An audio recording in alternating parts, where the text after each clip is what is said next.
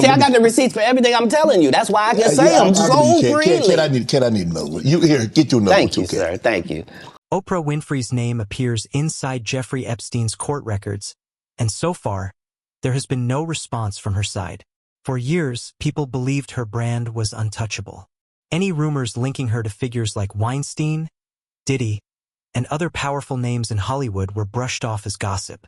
That changed after federal agents searched Sean Combs' properties and reportedly found thousands of bottles of baby oil, altered eye drops, and a financial paper trail.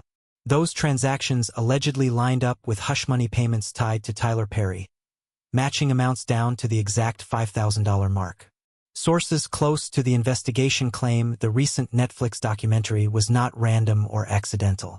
They say it was a calculated release, built using footage provided by a third party who had deep access to Combs' inner circle while his legal team was overwhelmed by indictments. Around the same time, authorities unexpectedly moved up Combs' release date. Bail was denied twice by separate judges, while the same attorney defending Perry against $77 million in assault allegations publicly dismissed the case as a cash grab. Yet messages from the accuser appear to show Perry asking him to stay silent. None of it fully makes sense. Costco does not sell baby oil in bulk. Survivors of Weinstein have claimed Oprah's influence helped shield him. And comedian Katt Williams has openly said he's been holding proof for years, waiting for the right time to reveal it. This story goes far beyond one powerful man falling from grace. It raises questions about the system that protected him, the people who said nothing, and the recordings that may still exist, ready to expose whoever is next. I knew Tyler Ferry. I knew. He plays that Madeira part a little too goddamn well. He's uncomfortable as a man, but as a that mother is funny and very comfortable as a. Your shield has been unveiled. You can let that black woman go on about her business now. It's all out now. It's all out, allegedly. When federal agents entered Sean Combs' homes in Los Angeles and Miami last March, their goal went far beyond digging into his personal conduct. Investigators were reportedly searching for evidence of a larger operation. Thousands of bottles of baby oil, containers of eye drops allegedly mixed with unknown substances, and a long trail of financial transactions spanning several years suggested planning, not impulsive behavior. Everything pointed toward something organized and intentional. The searches happened only days after a grand jury indictment, and the timing raised eyebrows. It didn't feel random. It felt strategic. This investigation wasn't limited to Combs alone.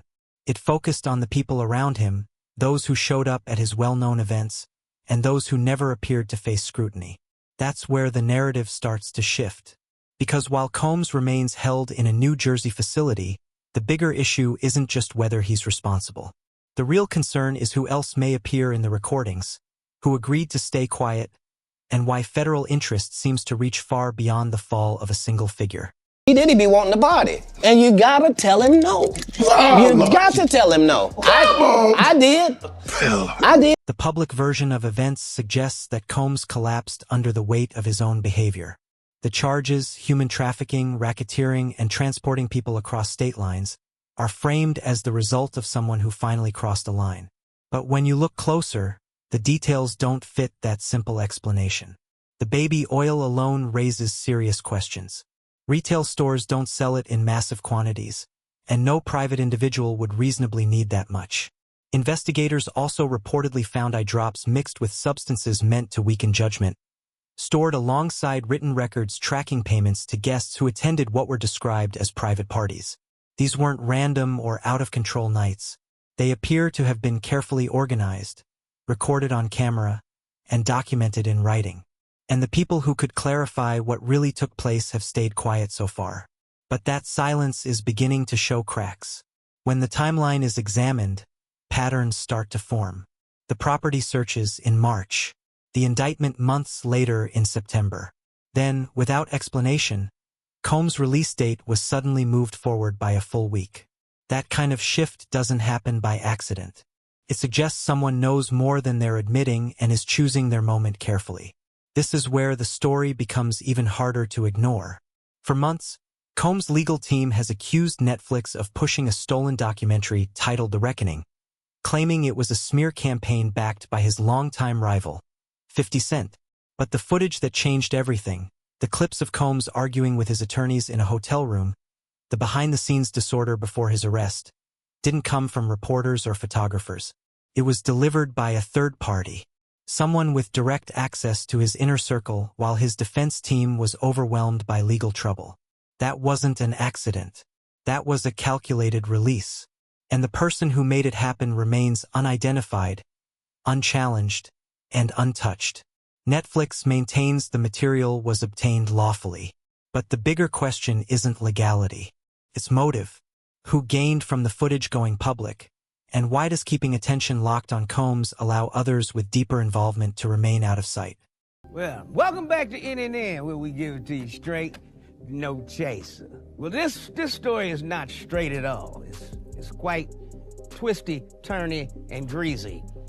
Yeah. Tyler Perry, who's currently dating a black woman, wink, wink, was outed and sued for $260 million in a sexual assault lawsuit filed by a male actor from his show, The Oval. The story becomes harder to ignore once you start examining the inconsistencies.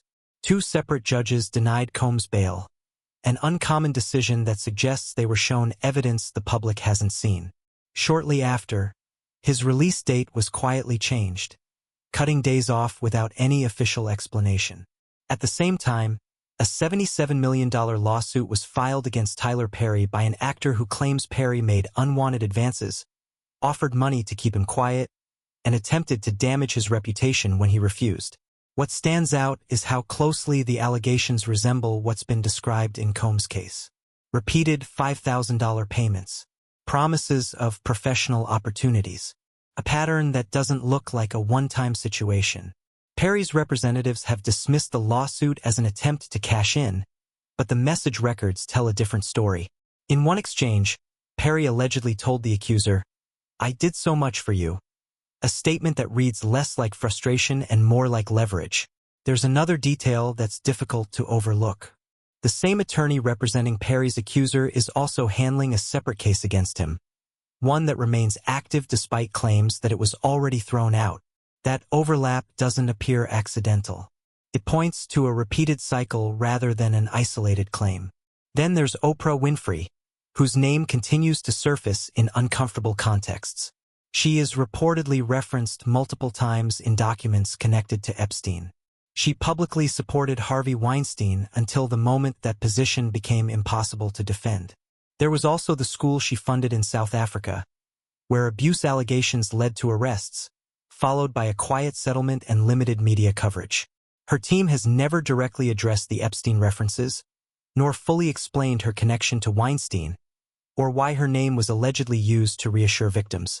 Now, as Combs' case escalates and lawsuits against Perry continue to grow, the focus shifts. The question is no longer just what she may have known, but what role she may have played behind the scenes. Because when these stories overlap, the payments, the private gatherings, the carefully timed releases, it starts to feel less like coincidence and more like a coordinated effort to manage exposure before everything unravels. What kind of a toll would you say that this is all taken on you? I was extremely anxious. The calls got to a point where the calls and texts were almost every day. Just this constant state of like, if I don't answer, I will lose my job. The most troubling part of this case may be what hasn't been shown at all. Combs' appeal argues that the judge acted like an extra juror, but that misses the larger issue. The real concern is the material that never reached the courtroom. Recordings from private events, detailed payment logs, lists of attendees, and alleged agreements tied to silence were never fully addressed. Those aren't minor gaps. They represent leverage. And right now, someone appears to be controlling when and how that leverage is used. The documentary linked to 50 Cent may have been only the opening move. What comes next may not focus on Combs at all. Attention is expected to shift toward people who believe they were protected, those who signed checks, showed up behind closed doors, or chose not to speak when it counted. This situation was never limited to one individual's actions. It points to a larger structure that allowed those actions to continue, supported by people who still benefit from keeping it intact. There's also a piece of the story no one has publicly addressed yet. The individual who supplied the footage to Netflix. Not a hacker, not a reporter. Someone with direct access, a clear reason, and something to gain. If recent months have shown anything, it's that the disclosures are far from over. The real question isn't whether more information will surface. It's who will be affected next and how far they'll go to avoid being pulled into the spotlight. What links Combs, Perry, and Winfrey isn't just influence or status. It's the anxiety that comes when control begins to fade. And right now, that loss of control appears to be accelerating. The tension isn't limited to a few individuals. It's spreading across the industry. Sources close to several high-profile figures connected to Oprah Winfrey, Sean Combs, and Tyler Perry describe a quiet scramble behind the scenes, with legal teams on alert and crisis managers working nonstop. The fear isn't only about exposure. It's about becoming the next name tied to the fallout. Actors who appeared in Perry's productions are reportedly reviewing old agreements, searching for clauses that may now raise concerns. Artists once affiliated with Combs' label are said to be removing old posts and distancing themselves from past appearances. Former figures tied to Oprah's media network appear especially uneasy, aware of her reputation for cutting ties quickly when someone becomes a liability. For years, the unspoken rule in Hollywood was simple. Survival depended on staying ahead of the last scandal. That rule no longer applies. Investigators are no longer focused only on the most visible figures. They are looking at anyone who may have benefited from the system.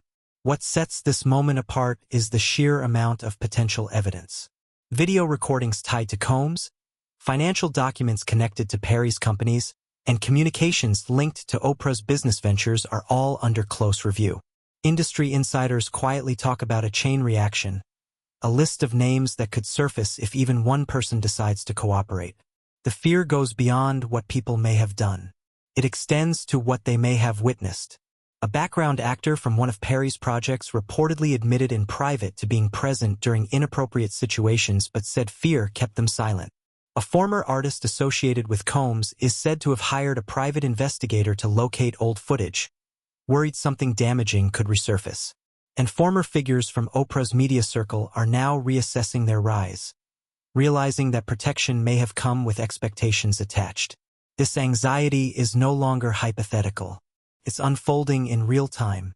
Late-night calls, legal advice urging preparation, quiet moves made out of fear rather than confidence. Whatever happens next, it's clear that the story is still developing, and the pressure inside the industry is only intensifying. I mean, I'm a conspiracy theorist to a degree.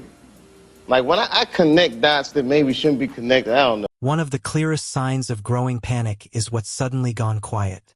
Public figures who once chased attention have gone silent. Social media pages have stopped updating. Planned interviews are being canceled at the last minute. High-profile events are quietly losing attendees, with no public reasons given. The industry's usual public relations playbook is struggling, because this isn't just another controversy. It's a confrontation with years of shared silence and participation.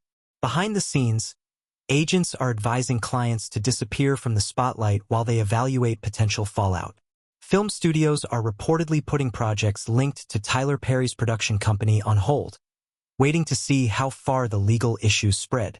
Former associates of Combs may be facing the greatest risk, aware that federal prosecutors aren't just focused on the most visible figure. They're looking at the entire structure around him. The message coming from investigators appears unmistakable. Anyone who helped keep the system running is now within reach of scrutiny. And in an industry where allegiance often determines survival, the real question isn't whether information will surface. It's who will be the first to exchange silence for protection. So it was my obligation to let Oprah Winfrey know how I really felt. The more closely Sean Combs' situation is examined, the more obvious it becomes that this story goes far beyond one person's private behavior. It exposes how power shields itself inside Hollywood. The same elements keep appearing again and again. Money exchanges, private gatherings, and tightly managed public narratives. What makes it even more unsettling is that none of this feels new. The $77 million lawsuit involving Tyler Perry doesn't look like an outlier. It follows a familiar pattern that mirrors what has long been associated with Combs. Small but consistent payments, often around $5,000. Promises of career growth, and a structure built to discourage people from speaking out. What's different now is that the system is starting to crack. Perry's accuser, Mario Rodriguez, didn't stop at filing legal paperwork. He released a video online, speaking directly to the camera and admitting he had remained silent for years. That doesn't resemble someone chasing quick money. It looks more like someone who knows others share similar experiences. And when Perry's legal team rushes to label the case a failed cash grab, it suggests they understand the real danger.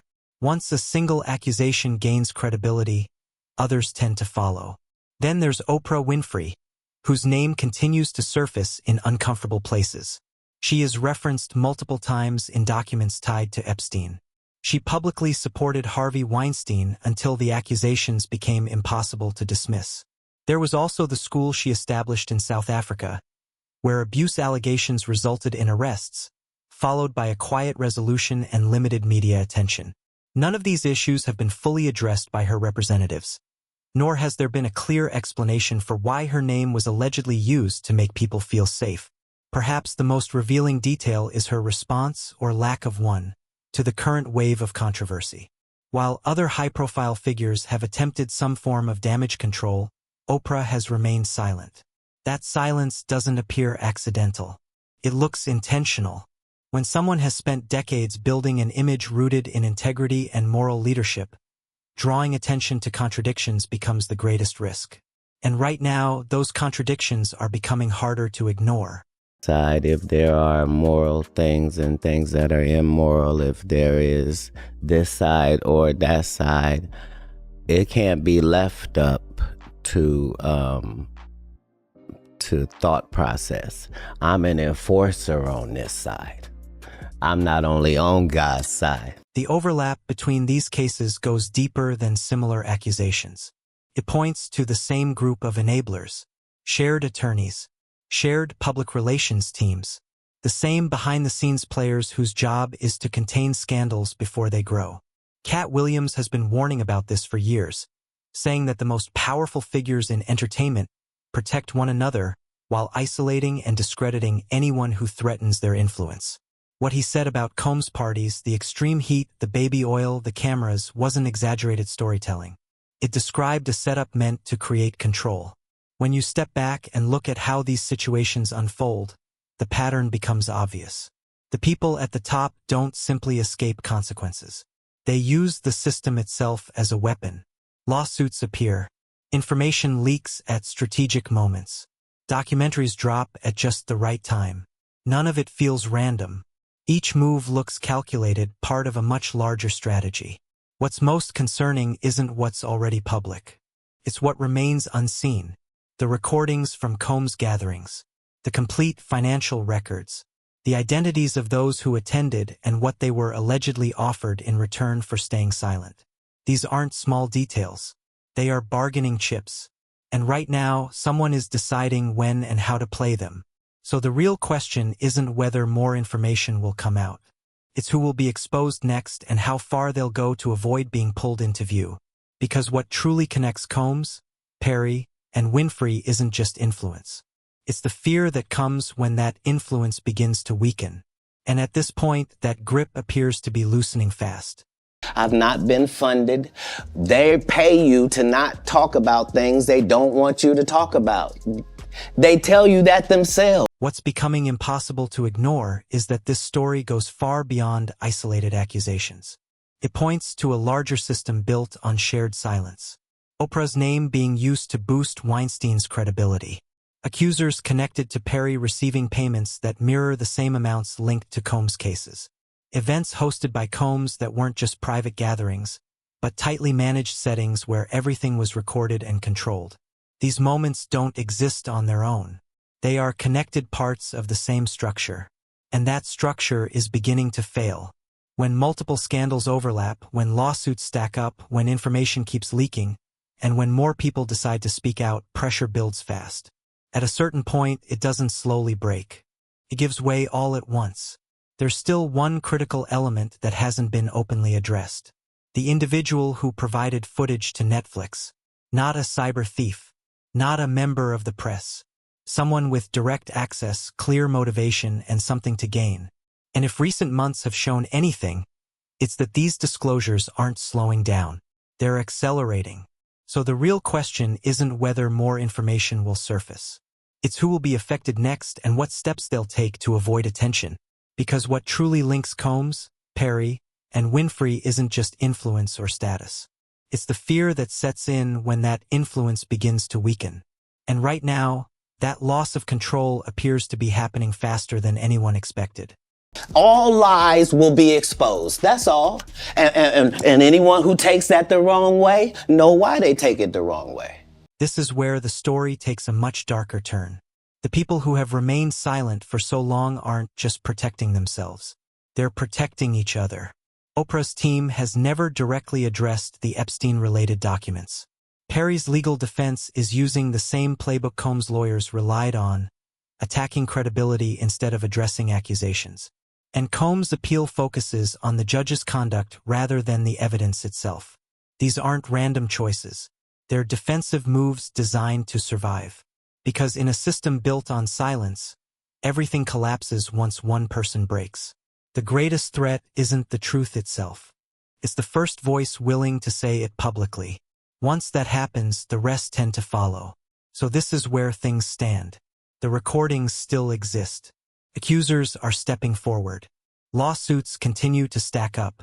And the people at the center of it all aren't just trying to protect their images anymore. They're trying to protect their futures. When a system like this begins to fail, the first instinct is simple. Make sure you're not the one left taking the fall. And right now, someone is getting dangerously close to that position. Now it turns to you. Who do you think is actually controlling the narrative? Is Oprah's silence a sign of careful strategy? Or something more concerning? Did Tyler Perry's team make a mistake by labeling the lawsuits a cash grab? Or was that move intentional? And the biggest question of all, what happens when the next piece of footage comes out? Because one thing is certain. This story isn't finished. Not even close. Share your thoughts in the comments. Let's see who's really been paying attention. And as always, stay alert. The next reveal could change everything.